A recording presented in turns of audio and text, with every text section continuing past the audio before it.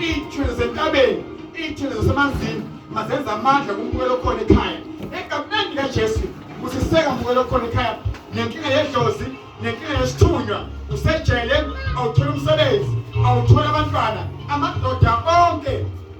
kuwe awahlali, anesidisa bonke abahlali kuwe, imali kuwe ayihlali. Ngiyakhulekisa kusha ngitoloshe la nawe ebusuku mawulele la ukhona khona ukude njengamanje egameni likaJesu uNkulunkulu ngwele ehlisa amandla